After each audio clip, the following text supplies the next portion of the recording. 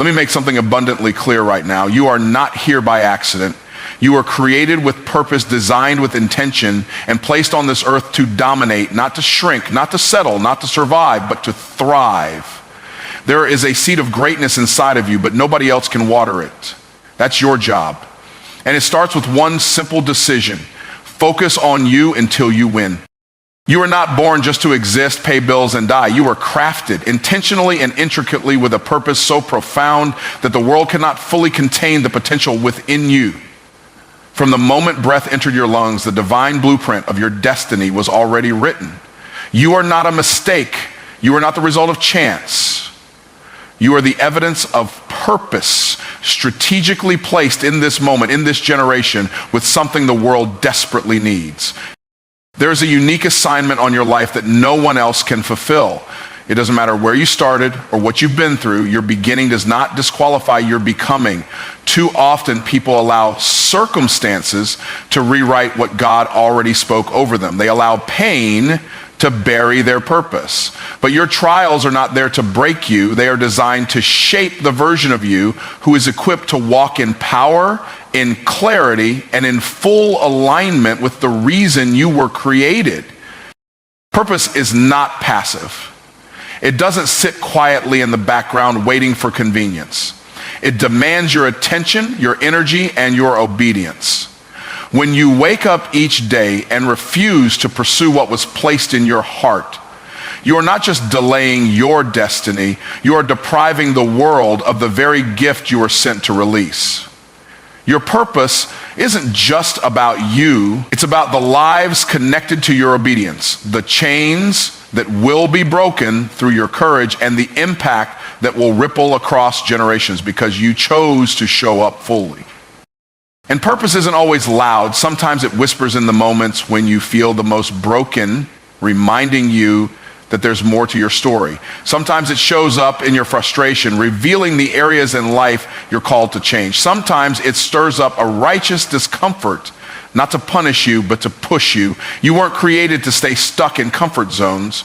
Growth demands movement, and purpose will always challenge you to rise beyond where you are right now.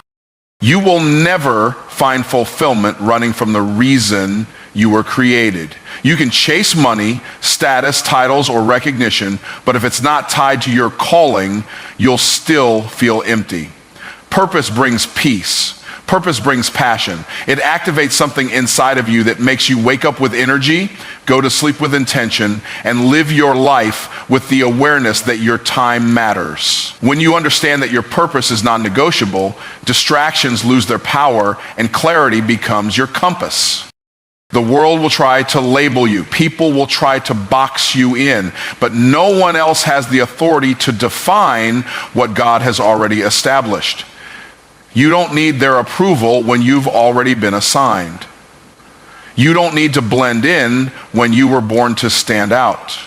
The very thing that makes you different is often the thing that makes you powerful. And that power is not given to be hidden. It is given to be stewarded with boldness, with excellence, and with faith. Many people struggle not because they lack talent, but because they're misaligned. They're trying to fit into spaces that were never designed for them. They're saying yes to things that drain them because they haven't yet said yes to the thing that feeds them. Your purpose will never compete with your peace. It might challenge you, it might stretch you, but it will never rob you of the essence of who you are. When you walk in purpose, you walk in truth, you walk in light, you walk in power. Purpose is persistent. It won't let you sleep when you try to ignore it. It'll tap you on the shoulder when you're doing things that look successful but feel empty. It'll disrupt your comfort in order to usher in your calling. And the longer you run from it, the louder it becomes. You can't mute what you were made for. The ache in your soul to be more, do more, and impact more, it's not random. It's your assignment calling you back into alignment. No matter how far off course you feel, it's never too late to return to what you were created for. Purpose is not about perfection, it's about direction. And as long as you're breathing, you still have time to get in position. You still have time to learn. You still have time to grow. You still have time to evolve into the highest, most obedient, most focused version of yourself. The version of you that doesn't apologize for being chosen. The version of you that understands that purpose is the only path to true legacy. You don't need to have all the answers to begin. You just need to be willing to go deeper, willing to ask the hard questions, willing to confront the fear and the excuses. Because once you lock into the truth that your life has a divine assignment attached to it, every move you make becomes intentional, every step becomes sacred, and the pursuit of your purpose becomes your top priority. Distraction doesn't always come in the form of obvious chaos. Sometimes it wears the disguise of productivity. It looks like busyness. It sounds like I'll get to it later. It feels like scrolling, binge watching, pleasing people, answering every call, checking every notification, until you look up and realize a whole year passed and you're still not walking in the thing you were born to do. Distraction is subtle, deceptive, and dangerous because it doesn't always feel wrong, but it keeps you from what's right. The most dangerous thing about distraction is that it doesn't destroy purpose, it delays it. And delay after delay eventually leads to disconnection. You wake up one day disconnected from your vision, your goals, your God-given calling, all because you allowed the noise of the world to drown out the whisper of destiny. The more distracted you become, the harder it is to hear your own voice, trust your own instinct, and obey your own conviction. You were never created to chase everything. You were created to focus. Focus is power. Distraction is leakage. Every time you give your attention to something that doesn't serve your vision, you're leaking energy, leaking time, leaking purpose. And the truth is, purpose requires protection. You can't entertain every opportunity, engage every opinion, or respond to every invitation and still expect to arrive at your destination on time. Distraction is the silent thief of dreams. It doesn't snatch them violently. It quietly convinces you that tomorrow is always available. Some people miss their moment not because they weren't qualified, but because they weren't focused. Their potential was there, but their attention was divided. Purpose doesn't compete for your loyalty, it requires it. You can't give 10% to your calling and expect 100% breakthrough. The level of destiny you're asking for demands a level of discipline you're not used to yet. That means tuning out the noise. That means cutting off the chaos. That means managing your mind before you manage your calendar. Distraction is often the cousin of fear. When you're afraid to fail, you distract yourself with lesser tasks so you never have to confront the weight of your true calling. You keep yourself occupied so you don't have to be honest about how much you procrastinated. But avoidance doesn't erase responsibility. Just because you're not looking at your assignment doesn't mean the assignment disappeared. It's still there waiting for you to turn down the volume of the world and turn up the volume of your faith. The enemy of your soul isn't always trying to destroy you. Sometimes he just wants to keep you busy. Busy doing things that look good but lead nowhere. Busy chasing things that validate your ego but starve your purpose. Busy building someone else's vision while yours sits in the shadows, neglected. And every time you say yes to distraction, you are unintentionally saying no to destiny. Destiny demands clarity, and clarity only comes through intentional focus. So you don't need more hours in the day, you need better boundaries. Boundaries with people, boundaries with platforms, boundaries with your own impulses. Everything that calls your name doesn't deserve your time. Every door that opens isn't a door you're called to walk through. Maturity is learning to discern what looks like opportunity but smells like distraction. Not everything that glitters is gold. Some of it is sand that slips right through your fingers while you're trying to hold it. Distraction also thrives in environments without vision. When you're not clear on where you're going, you'll go anywhere. You'll try anything. You'll say yes to everything because you don't know what you're protecting.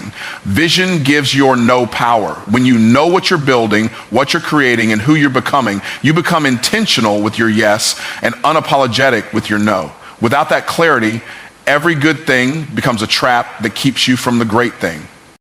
Sometimes distraction comes dressed as obligation. People will pull on your time, your energy, your heart, asking you to show up in places that aren't aligned with your assignment.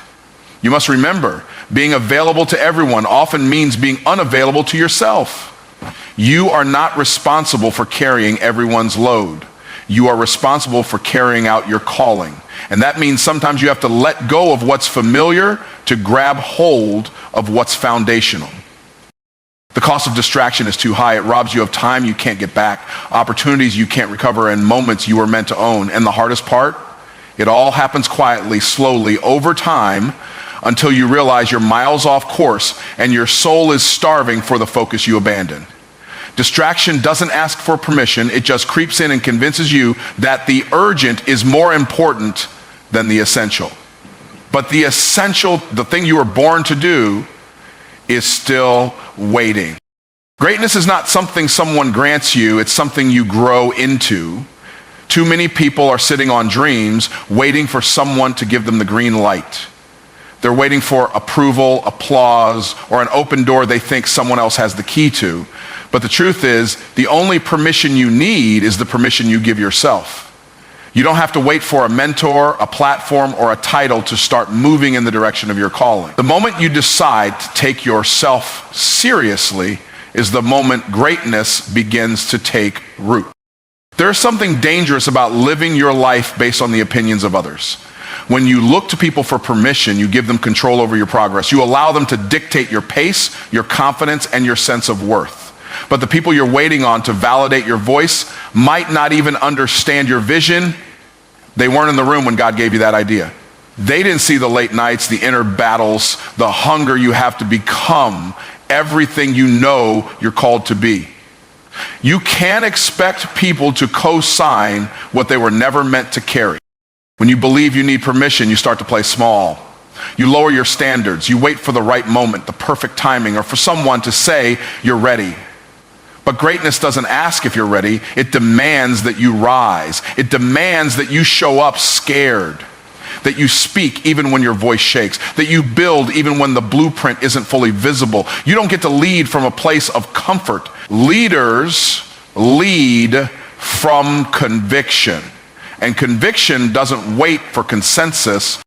One of the biggest myths people believe is that someone has to choose them in order for their gift to matter. But you were already chosen before you were born, before you had credentials, before you had confidence. There was greatness deposited inside you that didn't come from a classroom, a boss, or a platform. It came from above. And the moment you embrace that, you'll stop asking for a seat at the table and start realizing you are the table. Your presence carries weight. Your voice carries value. Your gift makes room for you, but only if you use it.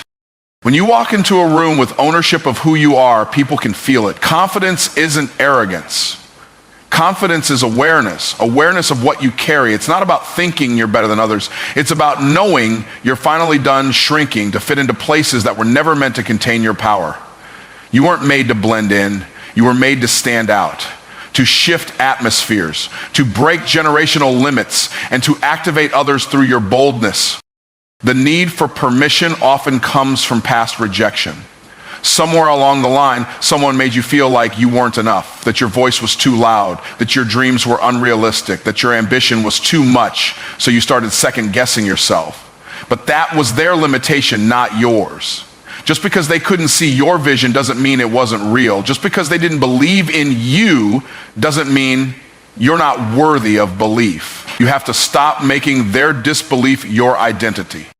When you start owning your greatness, you will make people uncomfortable. You'll ruffle feathers. You'll challenge the status quo. And that's okay. Your greatness isn't supposed to make everyone comfortable. It's supposed to shift things, to provoke growth, to inspire change, to call people higher. But if you keep asking for permission, you'll spend your life editing yourself to fit into someone else's expectations. And every time you edit yourself, you erase a little more of your authenticity. It's not prideful to walk in your power. It's responsible. There are people assigned to your voice, your gift, your influence, and they are waiting on you, not a smaller, quieter, safer version of you, but the real you. The version that doesn't apologize for being called, the version that's tired of playing it safe, the version that's ready to step up, speak out, and make impact. You don't need a spotlight to be effective. You just need to show up fully in the places where you already are. Waiting for permission is a delay tactic dressed up as humility. It sounds noble to say, I'm just waiting for the right time, but often it's fear disguised as patience. At some point, you have to realize that the right time is whenever you decide to stop hiding, when you stop negotiating with your potential, when you stop giving other people the pen to write your story. This is your life, your dream, your responsibility, and only you can decide to activate what's already inside you. Every level of greatness you're praying for is already available, but it's waiting on your yes. Not their yes, not the world's yes, yours. Because the moment you realize you don't need permission to be great is the moment you stop waiting and start becoming. You stop surviving and start building. You stop rehearsing your past and start walking boldly into your future. And the only thing standing between where you are and where you're called to be is your decision to move without waiting to be told you can. Discipline is not a trait you're born with. It's a choice you make daily. It's the invisible force behind every breakthrough, every achievement, and every legacy. You don't become who you're called to be by accident. It takes intentional, repeated action. Discipline is doing what needs to be done even when you don't feel like doing it. It's the quiet work in the dark that produces the shine in the light. It's waking up early, staying up late, saying no to distractions and yes to consistency. It's not sexy, it's not glamorous, but it's always effective. People admire the results, but they rarely respect the routine.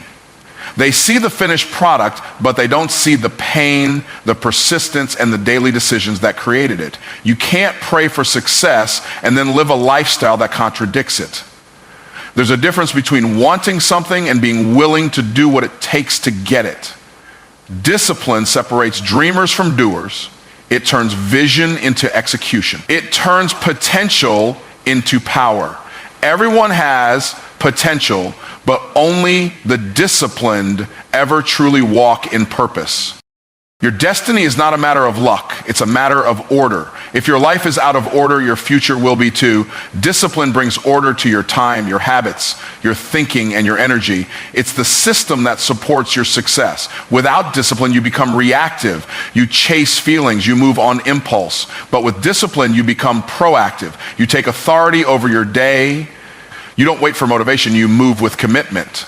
And that commitment compounds over time into something undeniable. The people who win consistently aren't necessarily the most talented, they're the most consistent.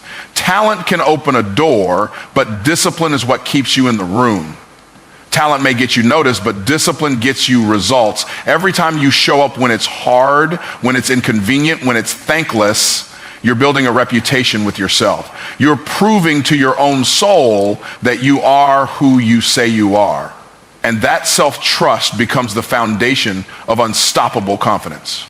There's a cost to discipline, but there's a far greater cost to regret. Regret comes when you realize you had the time, the opportunity, the talent, but you didn't have the discipline to do what was required.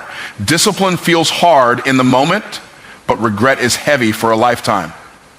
The pain of growth is temporary, but the pain of missed destiny lingers. If you want to live with peace, live with principle. If you want to die empty, having given the world everything you were supposed to, live with discipline every single day. Your future is being formed by your habits. Your destiny is shaped in the small decisions, what you eat, what you watch, who you talk to, how you spend your time, what you listen to. Discipline teaches you to say no to what's convenient so you can say yes to what's critical. It helps you discern the difference between noise and necessity, between movement and progress. You can be busy and still be stagnant. You can be active and still be unproductive. Discipline isn't about doing more, it's about doing what matters most. Discipline is about alignment. When your actions align with your purpose, you create momentum. But when your actions contradict your purpose, you create frustration. A lack of discipline leads to internal conflict. You know you're meant for more, but your lifestyle is keeping you stuck. That gap between your potential and your choices becomes torment. The way out isn't more dreaming, It's more doing. It's waking up and deciding to stop betraying your calling with lazy patterns and inconsistent behavior. There's a version of you waiting on the other side of discipline, a version sharper, stronger, more focused, and more fruitful. But you can't meet that version by living like the one who's stuck in excuses. Every time you delay the work, you delay your transformation. Discipline is how you build the bridge between who you are and who you were created to become. It's not a punishment, it's a path. It's not restriction, it's structure.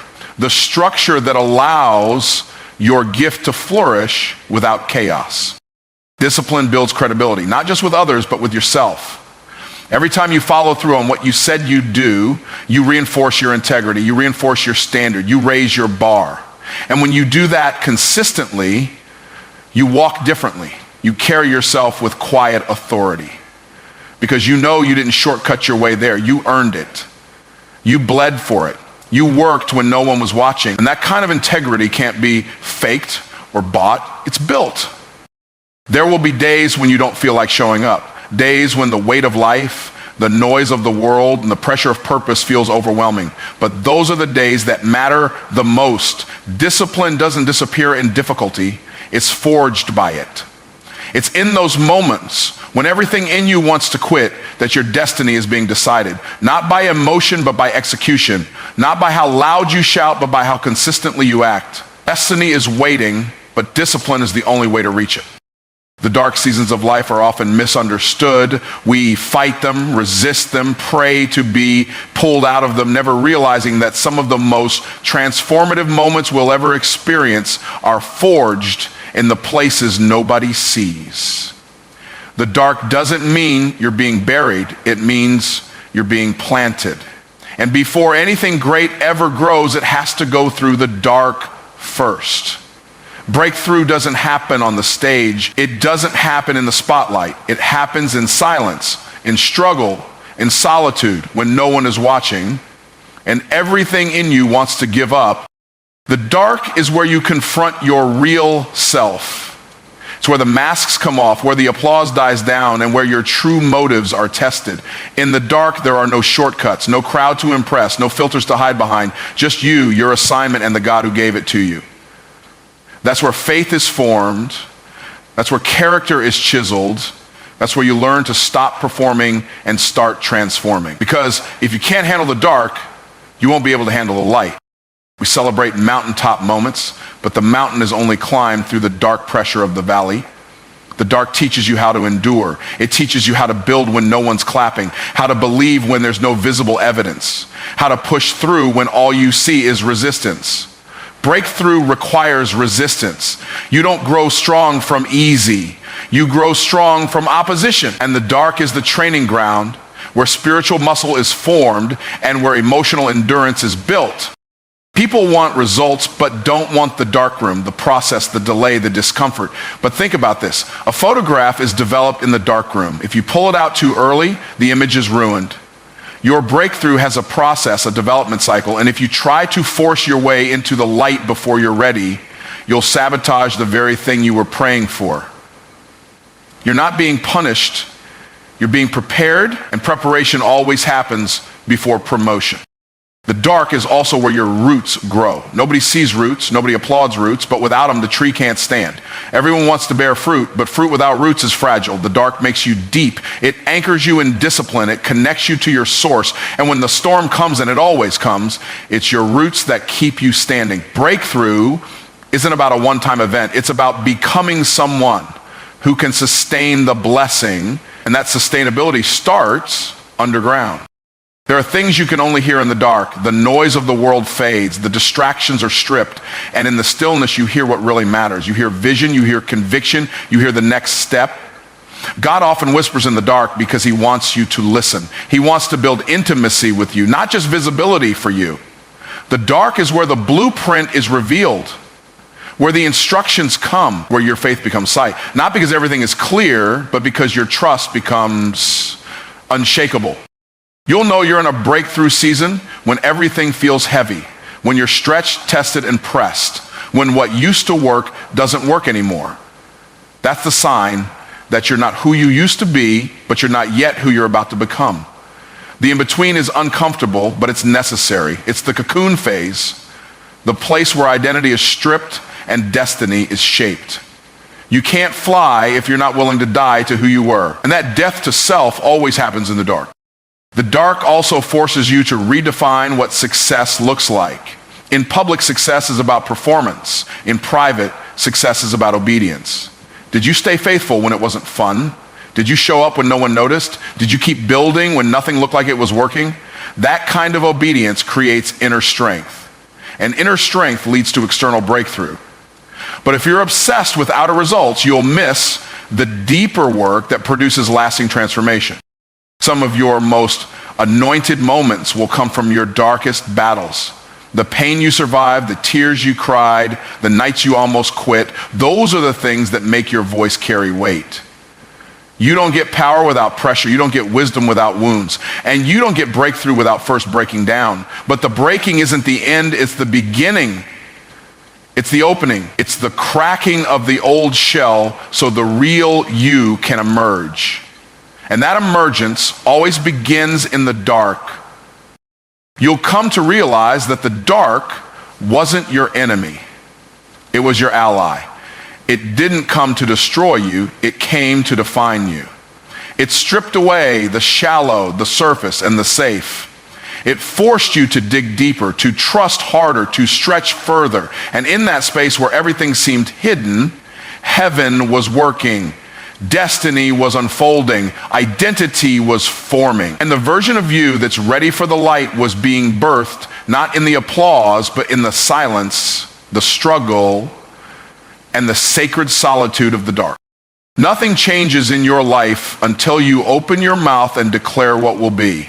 A declaration is not a wish, it's a decision spoken out loud. It's a statement of faith, of intent, and of authority. When you declare something, you disrupt the atmosphere around you. You shift from passive living to powerful living. You stop reacting to life and start commanding it. Too many people are silent about what they want and then frustrated when they don't get it. But silence is agreement with your current situation.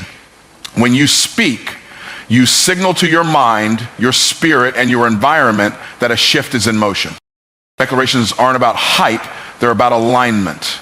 You have to align your mouth with your mission. Speak what you see by faith, not just what you see with your eyes. Your words create your world. Life and death are in the power of the tongue. And every time you declare your purpose, your breakthrough, your identity, you're building the future with your voice. You're prophesying your way into your promise. You're reminding your fear who you are. You're silencing doubt with decision, and that declaration, when spoken consistently and boldly, starts to rewrite the programming of your mindset. But declaration is only the first step. You must decide. Decision is the bridge between intention and transformation. A real decision shuts the door on the alternative. It says, I don't care how long it takes, I'm committed. Most people don't get stuck because they don't have a vision. They get stuck because they haven't made a real decision. They're still entertaining plan B. They're still negotiating with fear. But power doesn't flow where there's indecision. Power flows where there's clarity. When you decide, you activate momentum. You put the universe, your habits, and your heart in sync with your outcome. Decision is more than a moment. It's a mindset. It's a posture. It's a permanent stance. Once you decide who you are and what you're here to do, your standards change. Your schedule changes. Your circle might change. Because decision demands alignment. You stop entertaining anything that contradicts what you've decided. You stop trying to fit in with people who are comfortable settling. You no longer need permission to pursue purpose. You've already decided. And that decision becomes your anchor, your compass, and your fuel.